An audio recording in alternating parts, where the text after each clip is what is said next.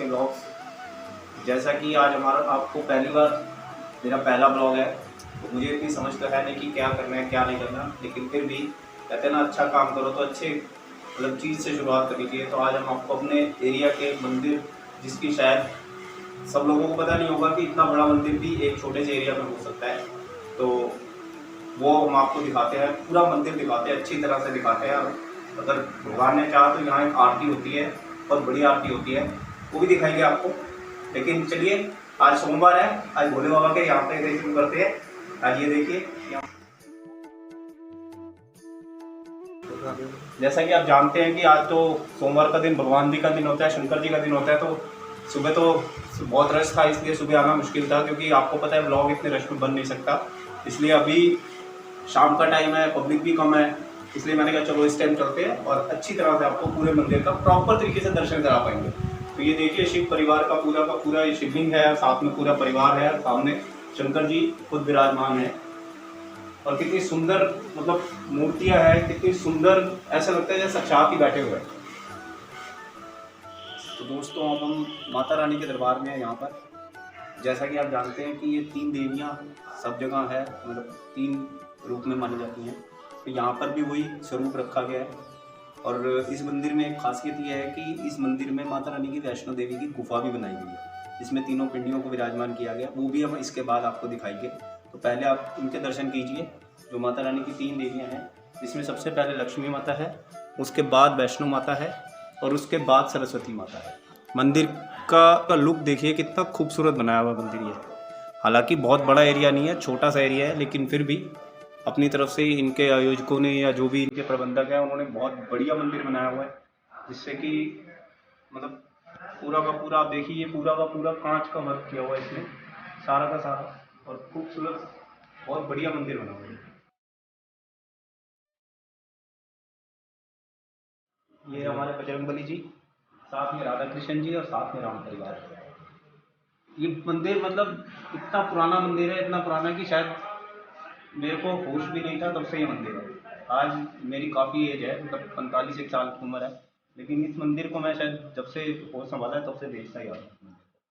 तो आइए, और इसमें जो इम्प्रूवमेंट हुई है, शुरुआत में तो सिर्फ यही था, लेकिन अब इन्होंने बहुत बड़ा बना दिया मंदिर को। तो आइए आगे देखते हैं, आगे मंदिर में क्या क्या। मैंने आपको बताया था कि इस मंदिर में बहुत सारी प्रतिमाएं हैं, और सबसे बड़ी बात यह है कि यह महावीर मंदिर है। लाइफ के ऊपर जो भी उनके साथ हुआ, जो भी उन्होंने जो किया, उसके ऊपर मैक्सिमम इस मंदिर में दिखाने की कोशिश की गई है मूर्तियों के जरिए।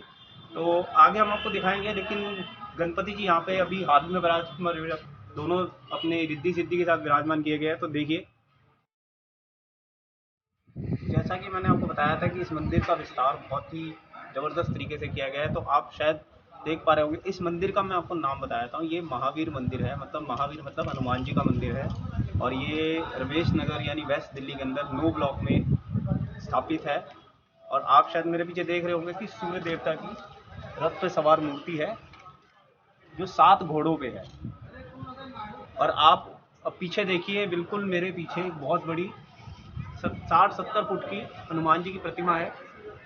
बताया था कि हनुमान जी के जीवन के बारे में सारी चीज़ें बताई गई। तो ये देखिए, ये हनुमान जी की माँ अंजनी, और साथ में गोद में हनुमान जी, हनुमान जी का बाल स्वरूप।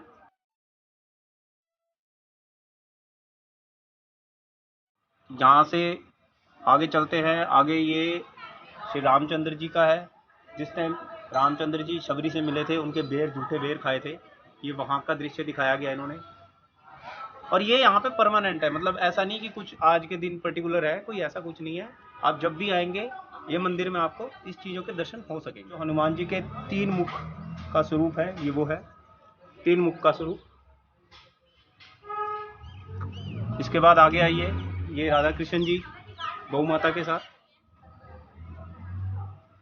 थोड़ा सा मुखी हनुमान जी। तो अब मैं आपको दिखाने वाला हूँ 5 मुखी हनुमान जी। ये देखिए, 5 मुखी हनुमान जी हैं।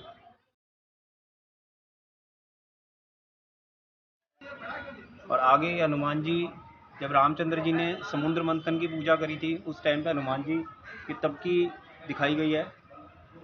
इस रामचंद्र जी पूजा कर रहे हैं, और साथ में हनुमान जी और जामवंत जी खड़े हुए हैं।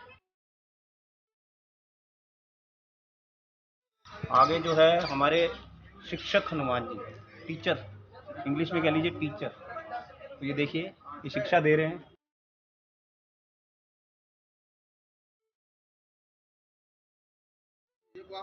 आपको मैं दूर से उस मूर्ति को दिखाता हूँ जो मैंने आपको बताया 60 फुट की है। 60 फुट की मूर्ति है और बहुत ही खूबसूरत मूर्ति है। ये मंदिर देखिए, मंदिर में तो सब चीज़ों की प्रतिमा होती है। बेसिकली है तो ये हनुमान मंदिर, लेकिन सारे देवी देवता ये इसमें स्थापित हैं। तो ये अब आपको जो दिखा रहे हैं भैरव बाबा हैं।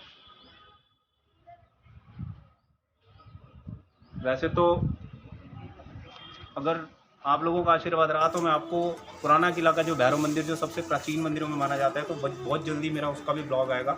लेकिन फ़िलहाल शुरुआत है, तो आपका साथ चाहिए। आगे आगे बहुत कुछ दिखाएंगे आपको। देखिए, ये काली माता है।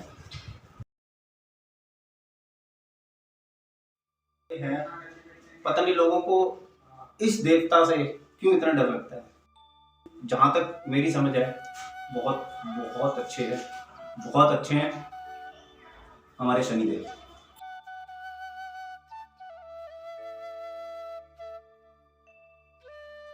जैसा कि आपने देखा कि शेर के मुंह से इस गुफा का शुरुआत है।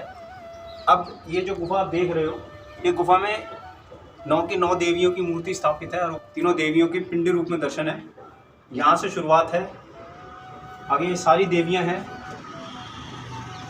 जैसा कि वैष्णो देवी में भी गुफा है, बहुत अच्छी गुफा है और उसी का स्वरूप इन्होंने यहाँ बनाया है। क्योंकि कई बार ऐसा होता है कि कई लोग नहीं जा पाते वैष्णो देवी, तो वो अपने दिल से, अपनी आत्मा से इस गुफा में आ जाते हैं। वो समझते हैं वैष्णो देवी के दर्शन हो गए। बहुत अच्छा। वैष्णो माता के दर्शन 2 तरीके से होते हैं। वहाँ की चढ़ाई सीढ़ियों से भी है और पैदल रास्ता भी है। ठीक है, यहाँ पे दोनों ऑप्शन है। देखिए, सीढ़ियाँ भी हैं और पैदल का भी। मतलब इन्होंने दिखाने की अपनी तरफ से पूरी कोशिश करी है कि वहाँ का आपको फीलिंग दे सके। और हम चलते हैं पैदल वाले रास्ते से, क्योंकि जनरली मैं जब भी वैष्णो देवी जाता हूँ पैदल रास्ते से जाता हूँ। जय माता दी, जय माता दी। लो जी, भवन आ गया। आगे देखिए, भवन के दर्शन कराते हैं आपको। आइए। इसमें तीनों पिंडियाँ हैं। ये दुर्गा माता की मूर्ति,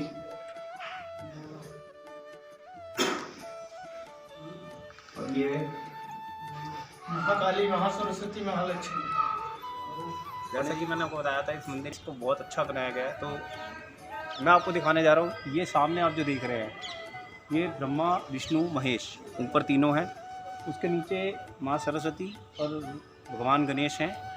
ये जो आप शटर बंद देख रहे हैं ना, ये अभी 7 बजे आरती होती है। फिर ये शटर खुलेगा और अंदर माता रानी आपको दिखेगी। अभी देखते हैं, अगर हमको टाइम मिला या जैसे इजाज़त मिली तो हम आपको वो आरती ज़रूर दिखाएंगे। और यहाँ नीचे इसके अंदर विष्णु जी और लक्ष्मी जी शेषनाग पर विराजमान है। अभी दरअसल यहाँ पानी होता है, अभी पानी सूखा हुआ है क्योंकि अभी हालात की वजह से थोड़ा सा ऐसा है। अब आप देख रहे हैं देवों के देव महादेव भोले बाबा का दर्शन। इस जगह को जो आप देख रहे हैं, इसमें खासियत ये है कि ये जो भोले बाबा आपको दिख रहे हैं, इनके सर से गंगा निकलती है, ऊपर से गंगा आती है। मतलब ये पूरा यहाँ पर गंगा का दृश्य दिखाया गया है। सर से भी, जटा से भी गंगा निकलती है और पीछे से भी गंगा आती है। और ऊपर जो आप देख रहे हैं गंगा माता, जो सबसे ऊपर है, वो माता गंगा है। उनके हाथ में जो है, जो उन्होंने पकड़ रखा है बर्तन, उसमें से गंगा निकलती है। 7 बजे आरती दिखा पाए, आपको आरती दिखाएंगे और ये शटर खुलता हुआ दिखाएंगे। बहुत ही खूबसूरत लगता है।